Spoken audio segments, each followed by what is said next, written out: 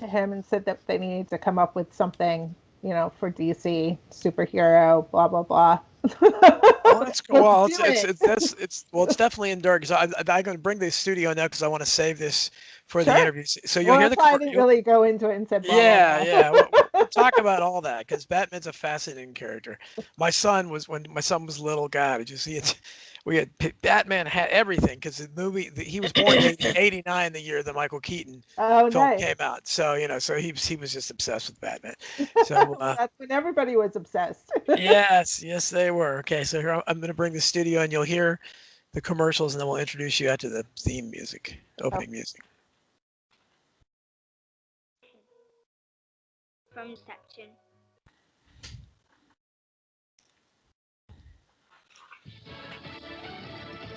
One step at a time on Lisa Brady, Fox News. That, in effect, is the White House explanation for the new pledge from the president to raise the cap on refugees soon, after sticking with the existing number in an announcement criticized by fellow Democrats last week. Friday's announcement, I should say, was an effort, an important step forward in our view, to reverse the Trump policy that banned refugees from many key regions of the world. Spokeswoman Jen Psaki says changes made last week were always meant to be just the beginning.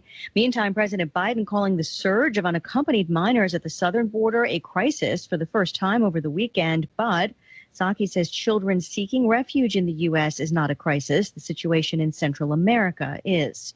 Prosecutors in Minneapolis say a former officer's use of force cannot be justified and that it killed George Floyd. But in his closing argument to the jury, defense attorney Eric Nelson questions the cause of death. We know this wasn't asphyxiation because George Floyd had a 98% oxygen level. How could he have been asphyxiated at the hospital with a 98% oxygen level? Also arguing that Derek Chauvin followed his training. The prosecution disputes that and also spent time on the definition of reasonable doubt. The jury will be sequestered as it considers the charges of second and third degree murder and second degree manslaughter. A prosecutor in Indiana says the former FedEx employee who killed 8 people and then himself never had a so-called red flag hearing after his gun was taken away last year. And that the case shows the limitations of the red flag law. Last year's intervention came after Brandon Hull's mother called police warning he might try to commit suicide by cop. Investigators say he was later able to legally purchase 2 guns used in last week's attack. America is listening to Fox News. Don't let the challenge of creating. You are now tuned into the truth frequency. We are TFR.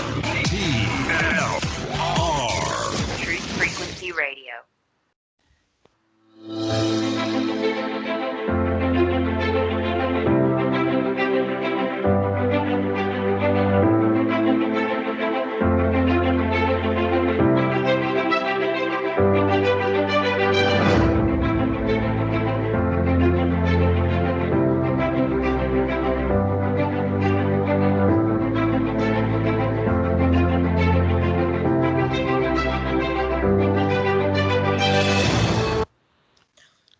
Always that abrupt ending there. Well, hello, everyone. Welcome to the Dawn and Ella Show. Each week, we take you on a compelling and thrilling journey featuring American legends, unsung heroes, esteemed celebrities, and others who are considered legends in their own right.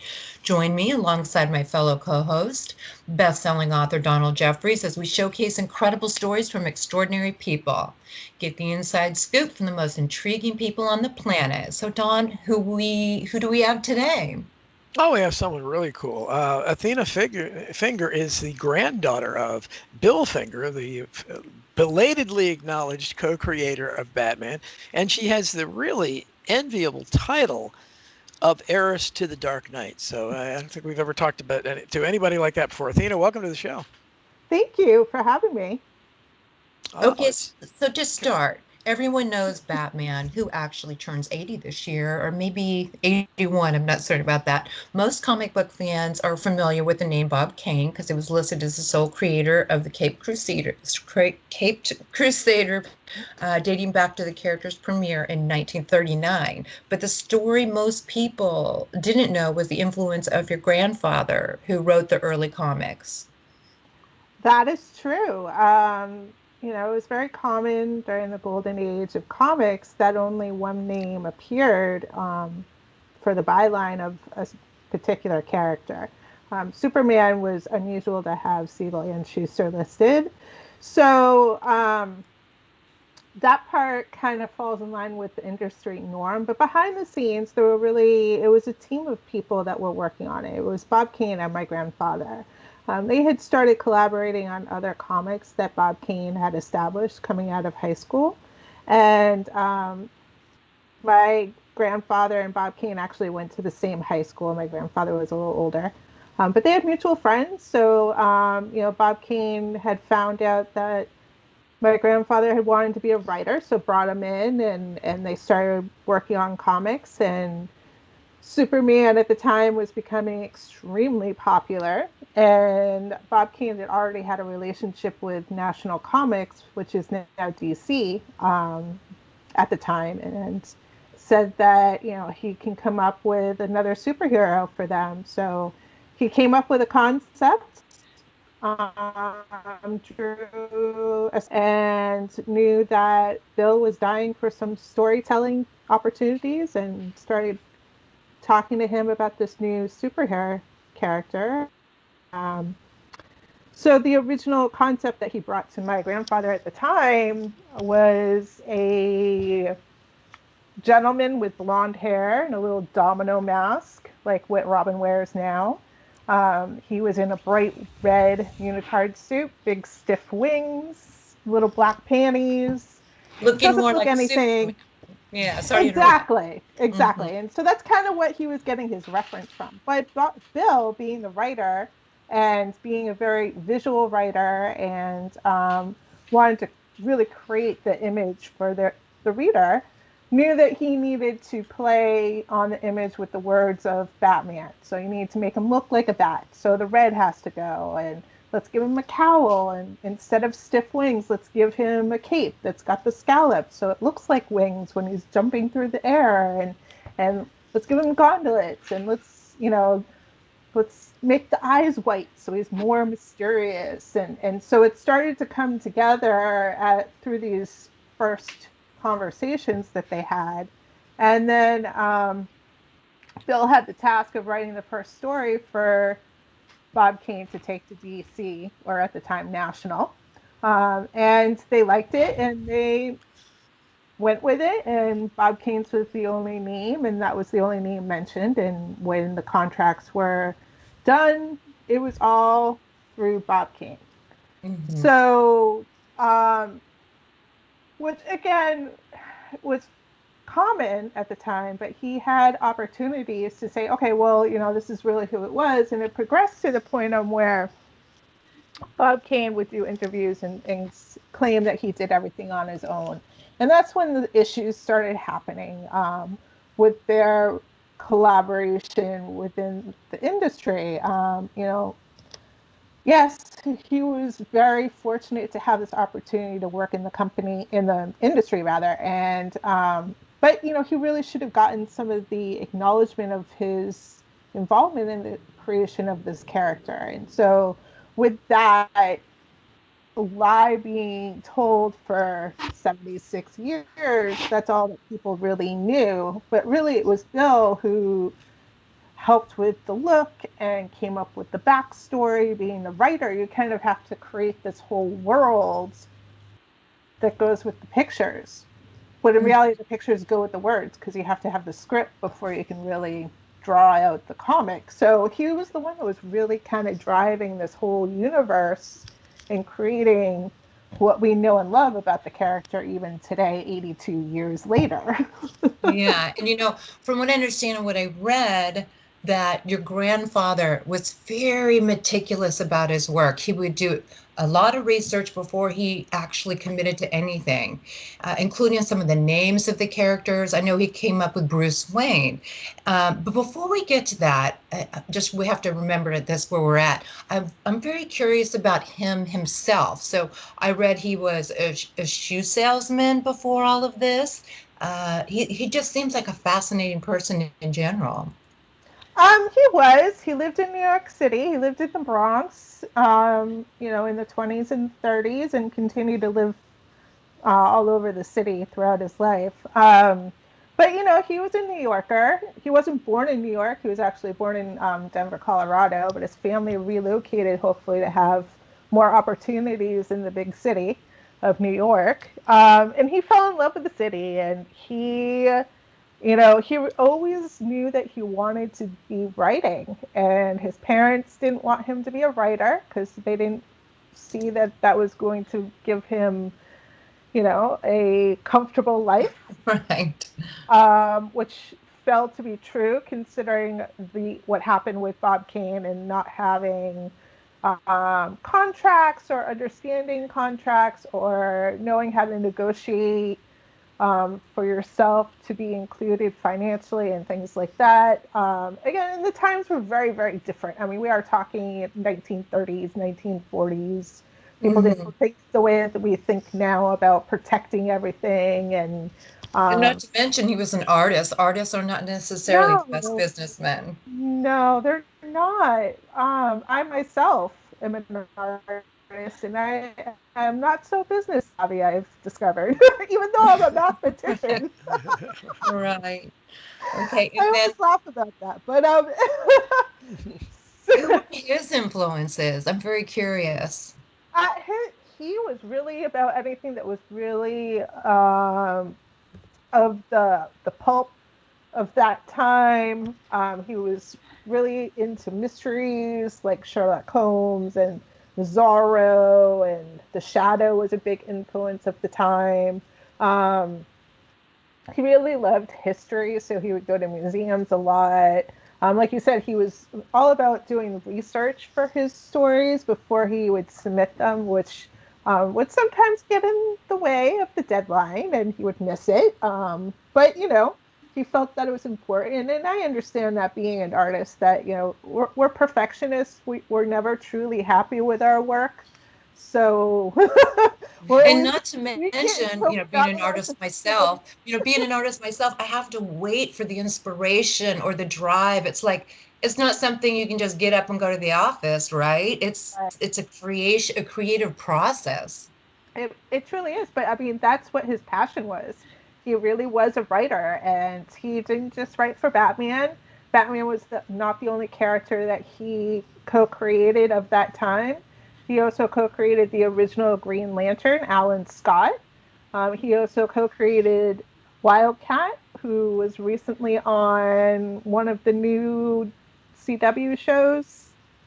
I don't remember Hmm. which one it is, but they changed it, right? Instead of it was a boxer, a male boxer, they made it a young teenage fighter, and you know. But he also wrote for Timely, which is now Marvel. I mean, he wrote for wherever he could write the work, get the work, so he can make the money, Right. But basically. he wrote, it seems like when I was doing my own research, that he helped create or co-created a lot of the villains that appeared in Batman, including the Catwoman character and the Joker. Oh yes. Well, again, being the writer, you kind of have to create this world for this character to have these adventures that are going to be interesting. So he would come some idea, and then they would come up with a look, and then it would kind of just go from there. I mean, again, there is a give and take between the artist and the writer, especially in those times when they were working very close together. It's not like now where everything, you can be in your own house and you're submitting your pages 10,000 miles away. It's not, you were right there close quarters, so there were a lot of ideas flying around. But when it comes down to pretty much the storytelling, a lot of that was built. I mean, they had other writers. Gardner Fox was also working Yes. on Batman at the time, which Gardner didn't know about Bill, and Bill didn't know about Gardner. Right. They're just kind of behind the scenes. And Yeah, the you know, The Joker is an iconic character, like he's an iconic villain. And it was interesting reading about that character. And I think Bob had an idea for a new villain, and he kind of made a rough sketch. But then your grandfather came in and actually found some reference to The Man Who Laughs. I guess that was some book or something like that. And so the It was a character became more. silent film from the 20s, actually. What? It was a silent film from the 20s. Oh, that's who that is. Okay. Yeah. Yeah. The man with the permanent smile on his face. Yes, that creepy smile.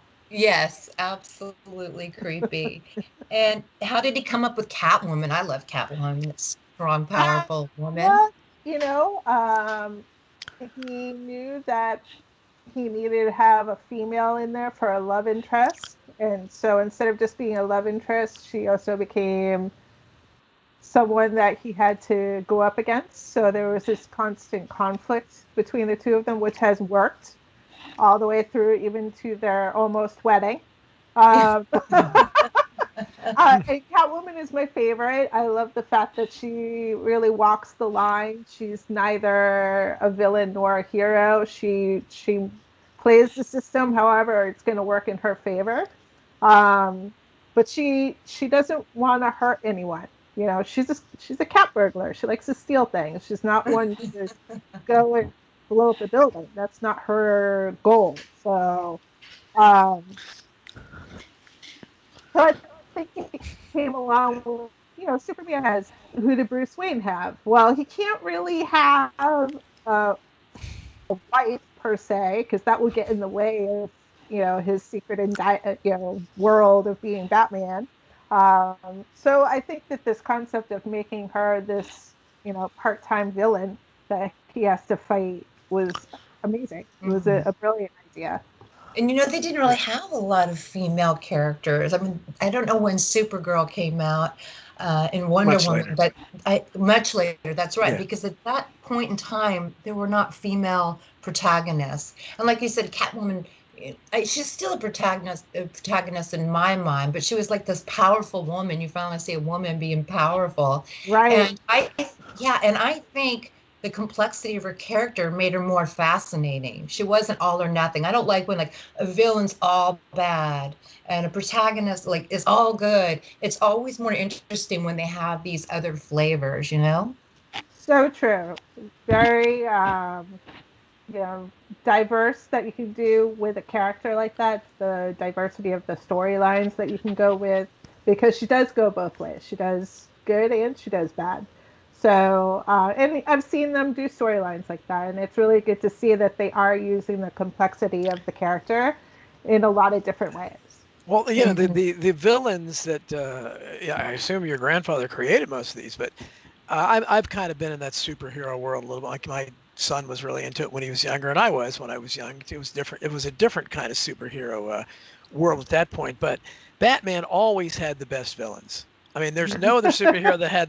I mean, he had a rogues gallery, and everybody knows the Joker and Catwoman, Riddler, and the Penguin, Two Right. Face.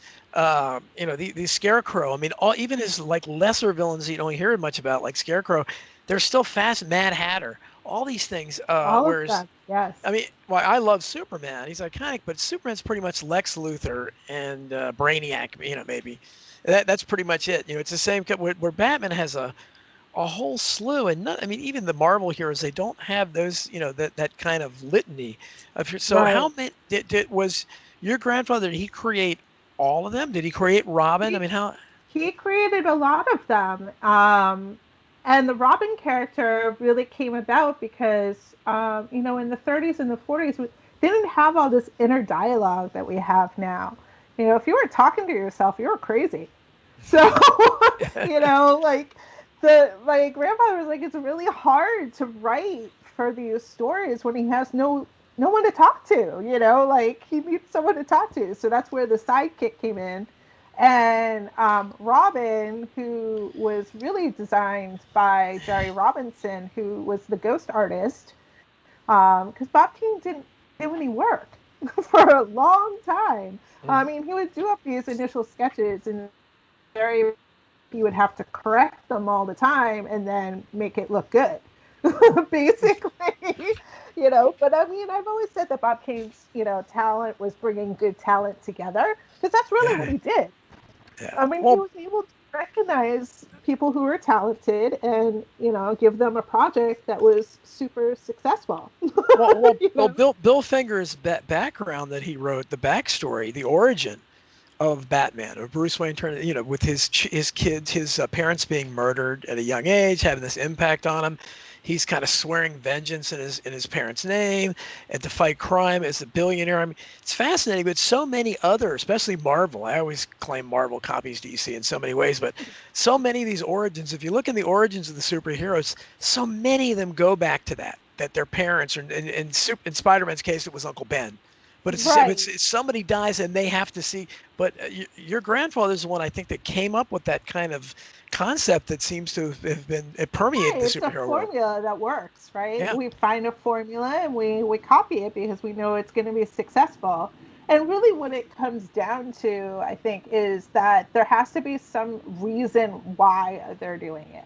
So, trauma is the one logical source of someone either becoming really, really good or really, really bad. And Mhm. so I think that's why they use that trope so much, that it's a death in the family, it's some kind of traumatic loss. The motivating Uh, force. right. It's the motivator that's going to make the hero become a hero or make the villain become a villain, depending on which character you're looking at. Because it goes for both sides. I think it's just the fundamental psychology behind the characters. I agree. And even a lot of the actors and famous people we know today. I mean, your grandfather was insightful because I understand that was a formula that worked, but it's also a fact. The people who succeed and have the most success and come from the most broken of homes or have had trauma, like you said. And that's actually very insightful because that is true, psychologically speaking. Well, and again, he was really about that human element with his characters. I mean, if you look at Alan Scott and the Wildcat characters, they were just men. But they weren't aliens. They weren't bit by a spider. They weren't hit with radiation or any. They were just men, and something happened to them that kind of pushed them down this path to fight the wrongdoing of their environment. Yeah, So they I needed think that's justice. really, I think that's why a lot of his stories were good. I think that's why a lot of his stories are still even relevant today, even 82 years later. Um, and that a lot of people have connected with the character because it is just a human being. And yes, he has really cool gadgets and he has zillions of dollars, but we all go through trauma and we always want to come out on the other end in a place than when we started. So it's how we deal with that trauma. And this person decided to go and kick butt, but how are you going to kick the butt around you? How are you going to overcome the obstacles that have created this trauma for you? And I think that's why a lot of this has worked for so long and why people have basically copied it. Mm-hmm. Right. Mm-hmm. I agree. And to go back to the business aspect of it, back then writers were not protected. There was no guild. There was not a writers guild. I mean, basically, I believe they would just pay someone like a nominal amount of money and just take it and run with it. And they didn't receive percentages of box office or success, and it was really sad. No, it's true. I mean, they considered it work for hire. So it's basically a freelancer. And the person who is attached with the title, or if you're lucky enough, like Bill did get hired at National, which, he was fortunate enough to write for Batman for 25 years. And, and that's because he was able to get hired on directly with the company and not having to be a freelance writer anymore. And that's pretty much what was happening if you weren't signed with an actual company. Mm-hmm. So, I mean, it, and it's still what people do now. Some people prefer to be a freelance because they have all the freedom in the world, and some people really like the stability of being, with a Yeah. company that's going to give them work all the time. So, I But mean, he must have had some kind of 'cause I know he was alive during the 3-year run of the old Batman series in the 1960s one with Adam West, the kind of camp series, but Yeah. Batman popularity shot through the roof at that time, and he didn't get a piece of that. I don't imagine. I don't know. Bob Kane did even, but how did? Well, I don't know. Did he ever talk about that? Well, I never met my grandfather. He Oh, you passed did. Oh, away I didn't realize. yeah. Oh, okay. I didn't realize. Okay. Unfortunately, Were you Okay. like I 2 came or around a 3? couple years after he Yeah, passed away. that's what I thought. Okay. Yeah. Okay. Okay. So, but I mean, he did write a 2-part episode for that series. It was The Clock Oh, King. I didn't know So that. he did get to, and he was actually the first comic book writer who actually transitioned into writing for his character in other mediums. So that was Oh, pretty I didn't. amazing that he had an opportunity to do that. And he worked on that episode with a friend of his, Charles Sinclair, and he was a humble, quiet man. He didn't really like to stir the pot, but he went to his friend Charles and was like, "Do you think I could get top billing on this? That would be really awesome." And Charles was like, "Of course, have at it." So they gave him top billing on that episode, and that was the first and only time he saw his name attached to the Batman title. Oh. Yeah, I'd like to, after the break, I'd love to go into how, because from what I understand, it wasn't until 2015 that his name even really came up and he started to get credit. So maybe we can talk about the process and what that entailed for that to happen after the Sure, break. of course. Cool. Well, we still have like 3 minutes left, but yeah, but Okay. yeah, it's. Yeah, I but just what think was it's his so. reaction? Like he knew that he wasn't getting billing, and I read that he was devastated by this.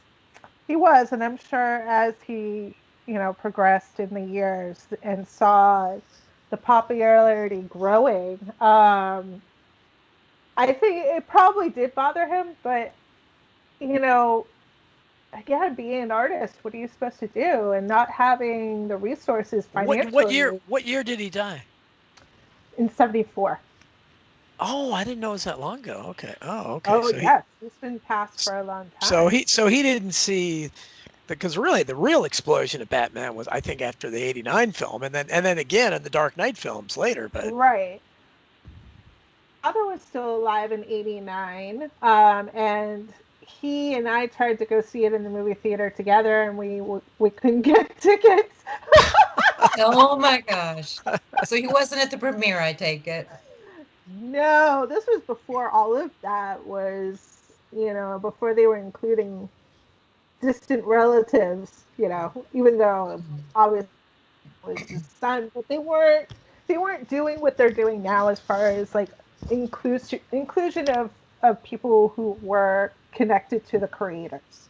Mhm. Um, they're more willing to be inclusive with that stuff now, just to honor the people who have created these characters and things like that. And it's not just the artists. I mean, the people who even came up with the comic industry. These people are definitely more recognized now than they were before. Now Mhm. that people are really digging into the history of this comic book world, because it really is. It's huge. It's yeah. massive, and the transformations it's gone through over the decades is completely fascinating, and I don't know enough about it.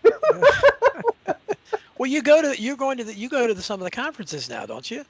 I do. I do go to the cons. I go and story, or I'll do a screening of the documentary that's on Hulu called Batman and Bill. It talks about the man who wrote the biography about my grandfather and the process of him doing all this research, finding this information about my grandfather when basically he was a recluse and there was very little information out there. So it's very fascinating on how that progressed. And we can pick up more of that after the break because that's a good story. And that kind of brings me into how I came into it more in the forefront. Because my father passed away when I was just shy of 16. So I didn't really know what to do at that point of time on how to navigate the legal system and what are my options to have Bill's name added to the title. So, Gotcha. Yeah, hold yeah, that thought. Hold that thought. We're coming up on the break. We'll be right back after these words.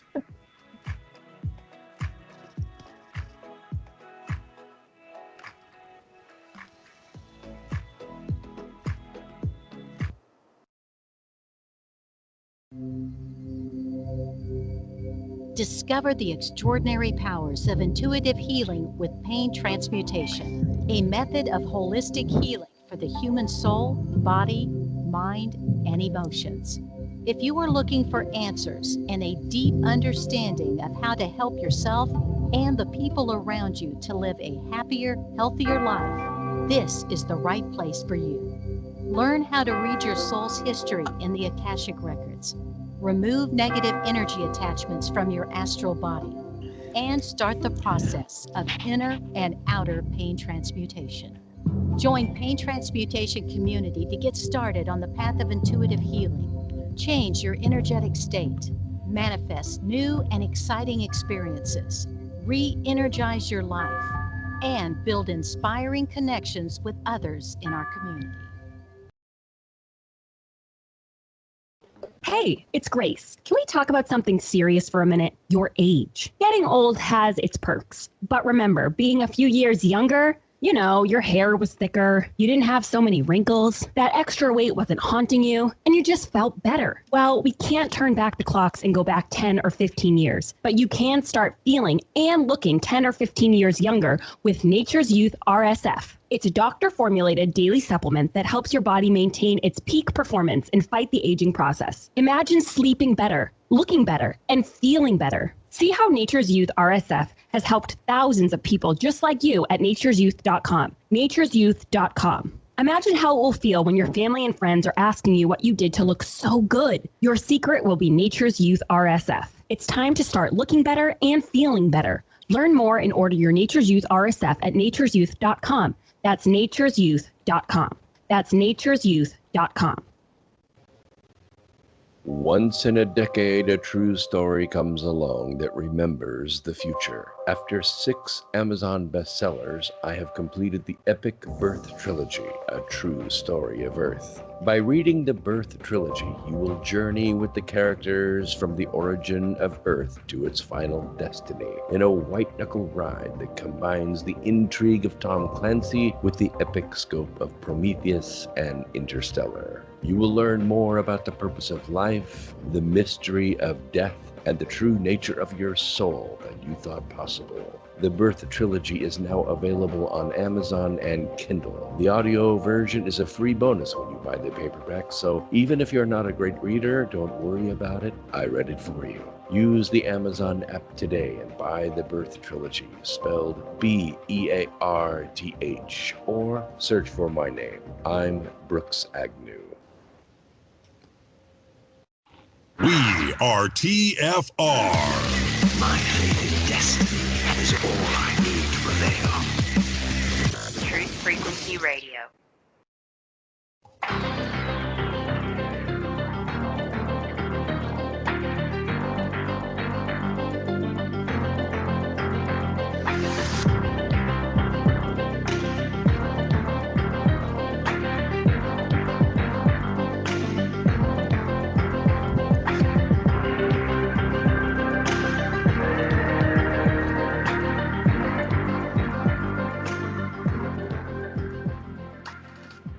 And welcome back to the Don and Ella Show. We're talking with the heiress to the Black Knight, Athena Finger, who is the granddaughter of Bill Finger, the co-creator of Batman, who unfortunately did not receive his deserved worth and accolades until I guess his granddaughter is now getting them for him. But so he died in 1974. So this is after the brief explosion of Batman interest in the 60s.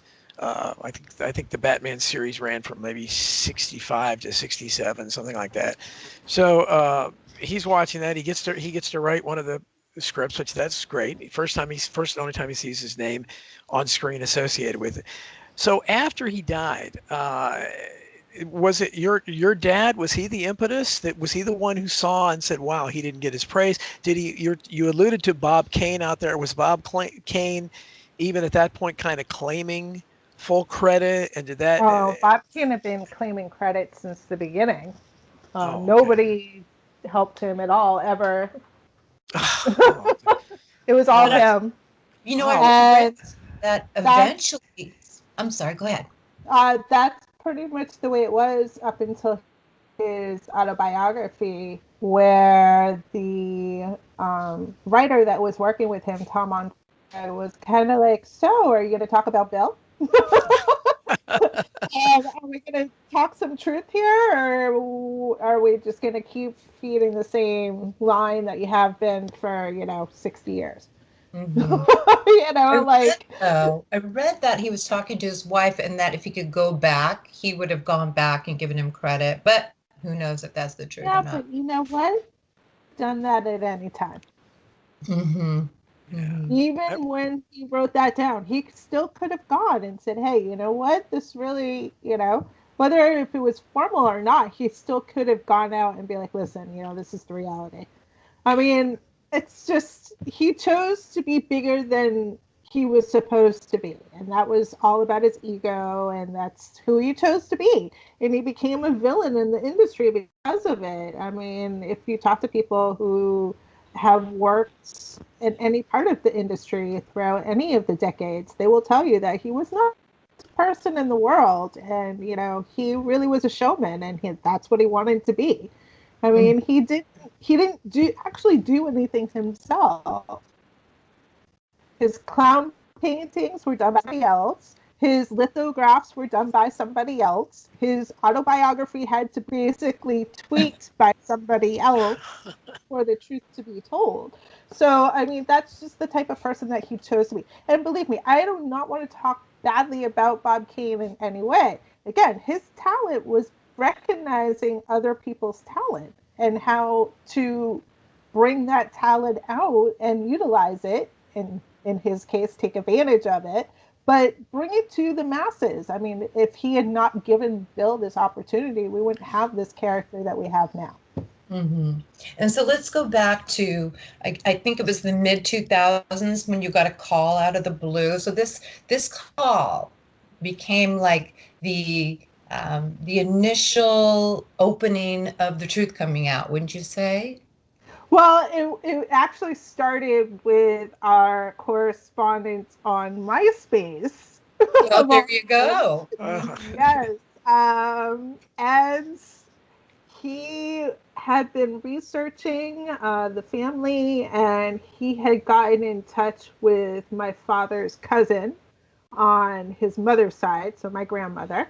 And they had informed him that, oh, well, maybe you should talk to Bill's granddaughter. And the comic book world in general didn't know that there was anybody left in the family. I wasn't in the industry. I wasn't in the comic scene. I didn't go to conventions. I didn't grow up reading comics. I was making my own art at the time. I was, going to school, being a kid. Um, And you eventually became a teacher. We got to slip that in there. Oh, yeah. I teach math. Oh, yay. Fun, everybody's favorite. Well, do your students know of your background? I mean, how often do you slip that in conversations? By the way, my father helped create Batman. It's a good conversation starter. Yes. Okay, so right now I'm teaching middle school and high school. Before that, I was teaching at the college level. So what I used to do is like, listen, this is who I am. The first day of college, you go in, the teacher talks. This is who I am. This is who you are. This is what we're doing. And one thing that I've always recommended to my students after everything kind of blew up for me in 2011, I always told my students, you should Google your professors. You never know who's standing in front of you, ever. You never know. He could have invented the most important thing that you use on a daily basis, and you don't even know if the man who invented that thing is standing in front of you. And so that's how I would kind of open that whole thing up with my college students. And so you always get the students who, Google the name right away in class, and they're like, "Oh my God!" And they're like, "Yeah." And then that opens a conversation. Or some students will come in and are like, "I know exactly who you are. That's why I'm taking this class." And I'm like, "All right, well, we're going to learn some math, so hopefully, that's what you came for." And you alluded, to get back how this started to come out, you alluded something to attorneys and lawyers. So at some point you felt this internal pressure, I read, that you needed to move forward with this. And your sister is an attorney, is that right? Did I say the right thing? Okay. Yes. And so she actually helped you in some capacity. Yes. My sister and I have different fathers, but she's older. So my dad was her father for a while too. So she's always been aware of the family connection to Batman and the importance of resolving this issue of Bill not having his credit. And so,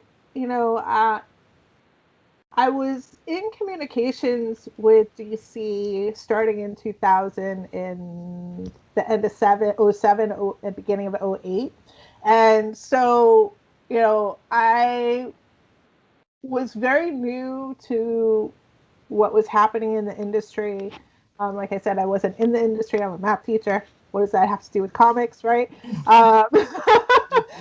And so, I was feeling it out, seeing who the players were, um, coming into this, and also having to deal with all of the family emotional side of it. The loss of my father when I was really young, and um, a lot of things that were not resolved around that. And of course, this has to do with my father too, because he fought for years for his father to get credit. So it was overwhelming, but I also knew at that point, not only am I trying to figure this out, but my clock is running out.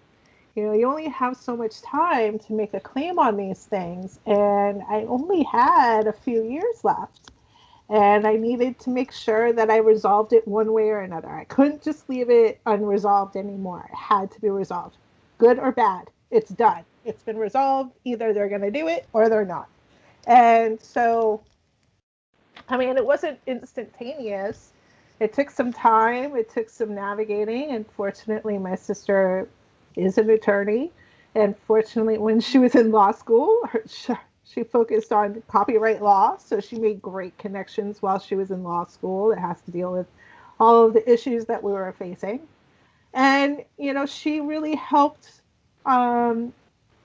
navigate how to deal with this and not have to lose everything in the process. Because you have to think, it's not just DC, the small comic industry anymore.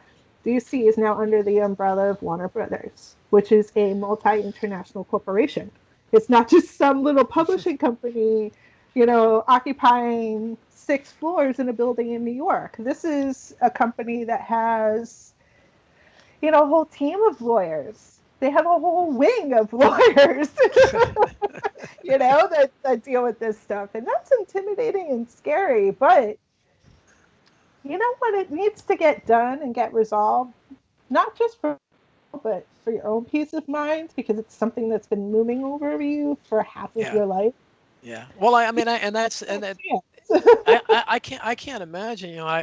My book that's coming out later this year, it was inspired by Spanky McFarlane of the Little Rascals, because he was not to the extent of a Batman, but the Spanky character is associated with him, and it was used on logos and restaurants all over the country, and he got nothing out of that, and he became increasingly and understandably bitter as he got older.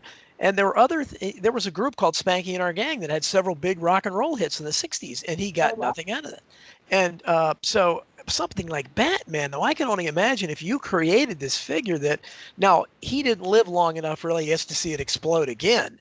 But still, even in the 60s, Batman was still, along with Superman, the top-selling comic book, I think. And it had, I think they had the Super Friends cartoons maybe had started and stuff. So he saw some of that. He probably would have been, more distraught if he saw how big it got. But that would just drive you crazy to know you created that. And I can really relate to that as a writer myself, that if I came up with a character that was like Batman and the whole world celebrated him, and I didn't get some kind of piece of that. Like I didn't get rewarded finance. That's I don't.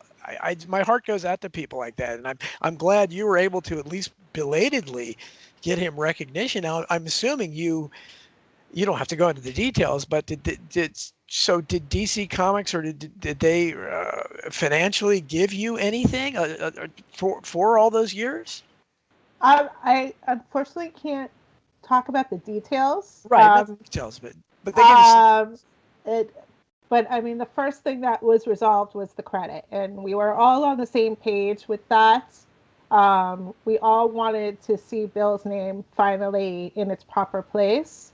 I was more than happy with the language that they used, that they used the word with instead of and. It means the same thing. They did it together. Without each other, they wouldn't have done it. So, the language was good. We were all, and that was the real issue. And, I thought that was what we needed to focus on. It was really, sharing the true history of the creation of this character that is like the second or third most recognized character in the whole entire world, not just the United States, should really know who really was involved in creating this character that they have built their lives upon, or they associate with, or have had, hours of entertainment with, or whatever their connection is to the character. They deserve to know the truth of the history of this character, and that they don't have to be fed this falsehood of what the backstory is that they've been fed for so long. And so I think that was really important and significant, considering it is such a unique situation.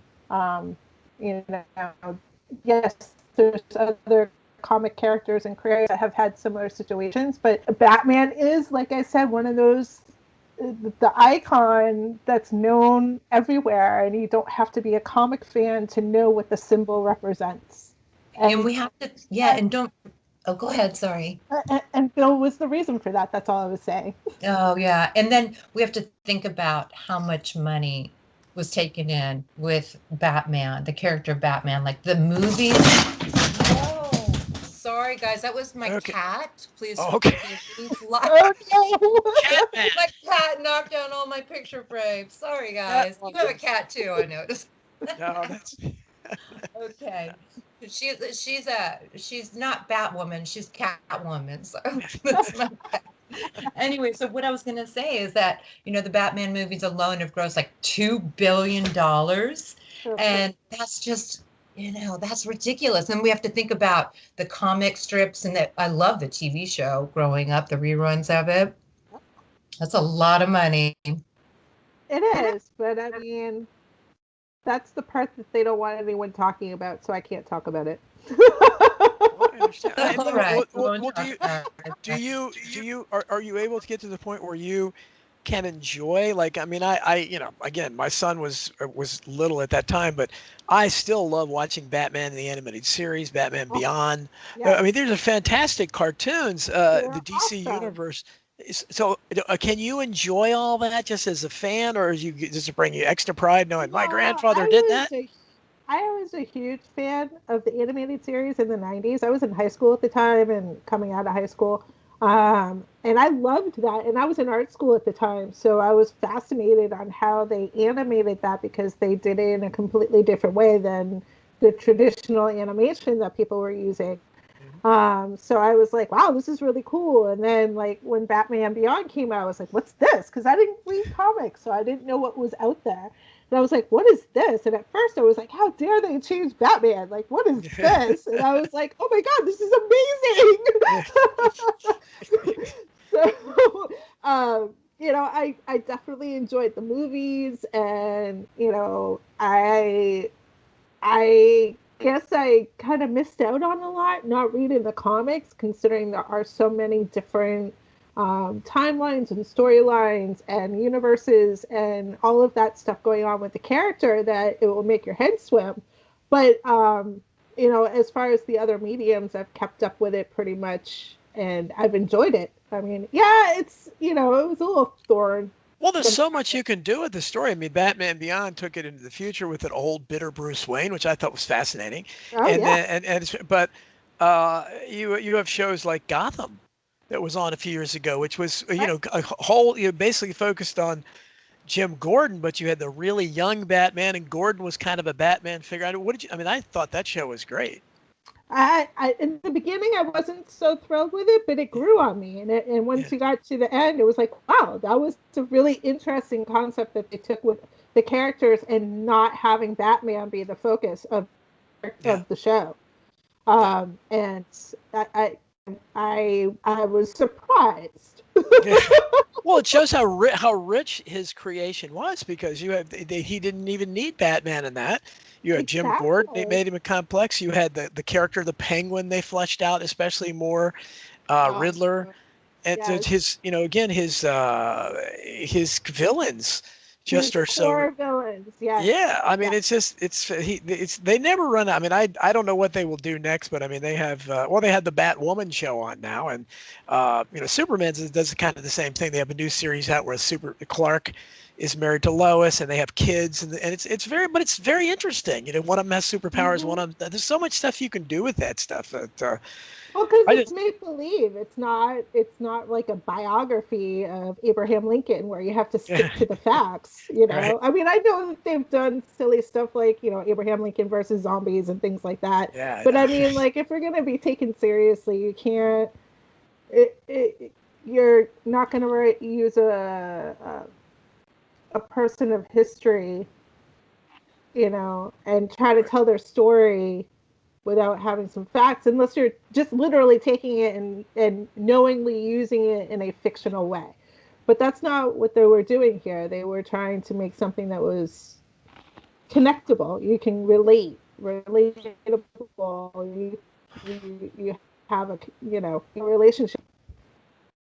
Have you been in contact at all with the family?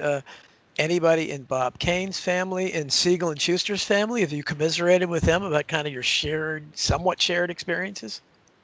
I have not spoken with anyone from the Kane family. They've been very quiet, so they chose to not participate, which is fine. I completely understand. They want their privacy, and they don't want to. It's not their thing. And I have spoken to some of the other grandchildren of the Golden Age writers and artists. They're all amazing people. They all have very unique stories to tell. Some kind of similar to mine, where their relative didn't get the recognition or they got screwed in some Well, how way. about Siegel? How about Siegel and Schuster? Because I would imagine they're the best comparison to yours because they created Superman and they didn't get paid for a very long time and didn't get screen credit either. Um, this is so bad. My memory is really bad. I did meet one of the granddaughters, and I want to say that it was Siegel's granddaughter, but I might be wrong. Um, Okay. and it was at a premiere. It was really quick, and Yeah. I never saw her again after that. But I mean, like Christy Marston, the granddaughter of the creator of Wonder Woman. I've seen Oh. her at quite a few events, and Nikki Wheeler, who her grandfather was the one that actually started National Comics. Okay. And some amazing people, just to name a few. I mean, there's a lot out there. So I've had the privilege to meet these amazing people and hear their stories and share with them. So Do you have a lot of fans that besiege you because you're the grandfather of Bill Finger? I mean, do you have a following too?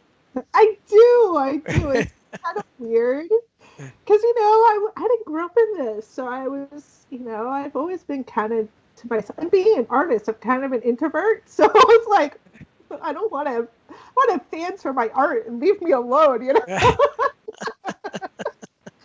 But you know what? When I first came into the scene, which was in 2014, now that was the 75th anniversary, so it was kind of a big deal. And so, and we had already been in process of negotiating, and I was kind of on a PR campaign for that particular year because it was the 75th anniversary, and we were really making a push to get this resolved so that Bill's name could be added. And so, I was really intimidated. I was like, I don't know what to expect. I've never been to a Comic-Con before in my life. The closest thing to a Comic-Con I had ever been to was in some, I don't know, mediocre hotel in Boston in the 90s that looked more like a flea market than a convention con, like,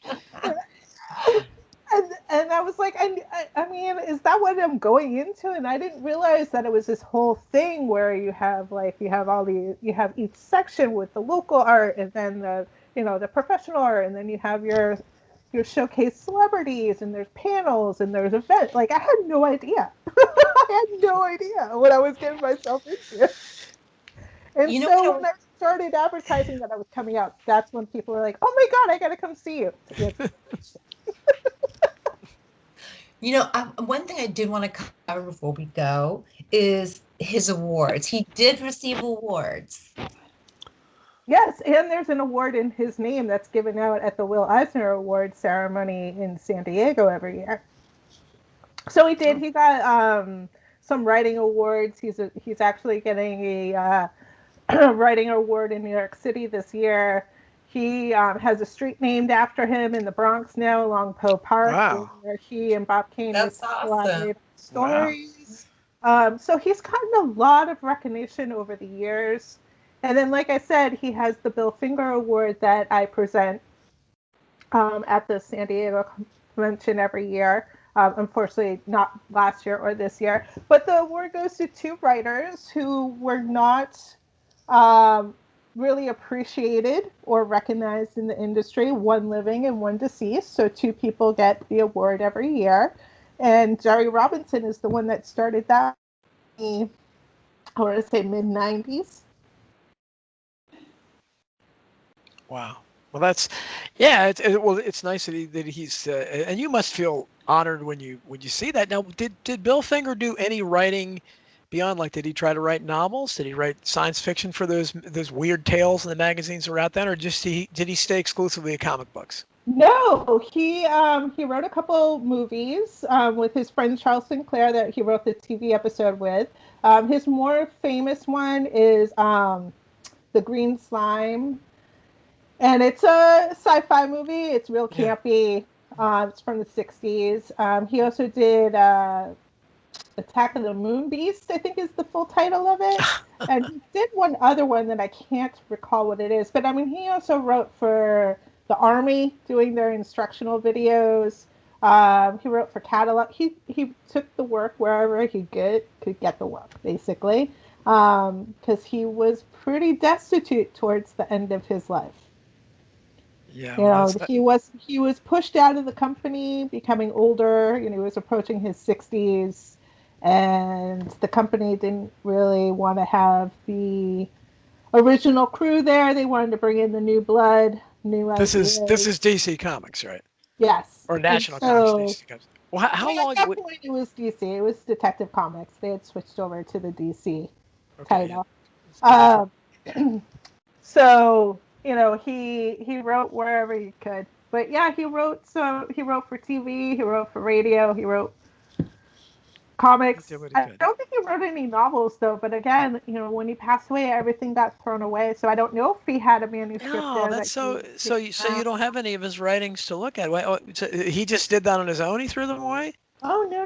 When he passed away, my father had put together a whole collection of stuff and brought it over to DC Comics and said, here, you might want to have this, like his gimmick book and some other writings of his and other comic book related stuff for DC. And at the time, they were like, yeah, we don't have a place for it. They threw it away. Oh, that's terrible. That's the final indignity. Jeez. That's terrible. We only have a little over a minute left. I wanted you to be able to sum up and tell the people if you want to promote anything. Yeah, and also let people know where they can see his works. Does he have a website? Do you have a website? Plug away. Okay, well, I guess this is where I have to do the self-promotion, right? You can find me on various different platforms. I'm on Facebook, I'm on Twitter, I'm on Instagram. Just my name, just put in Athena Finger and you'll find me. There's not anyone else there that I know of. I do have a website. It's just my name, athenafinger.com. There are some Facebook groups that you can join if you'd like to. There's some Bill Finger ones. There's Golden Age. There's all various different ones. There is a documentary on Hulu called Batman and Bill. It's a great documentary. You do not have to be a comic fan. It's just a really interesting story about Bill, about the man who researched Bill, and how the family came into the story. I do art. If you go on Instagram, you can see a lot of samples of my work. I do commission work when in my free time, which is very little, but That's great. Thank you so much. We're out of time, but thanks so much, Athena. Yeah, what a pleasure, Athena, and it was always great speaking with you, Don. And don't forget to join us next week. Censorship and regulation is becoming an ever-growing problem in today's modern media. From the mainstream to YouTube and Google, the information you're looking for is buried by official narratives and propaganda. This is why TFR is 100% uncensored, unregulated, and listener-supported.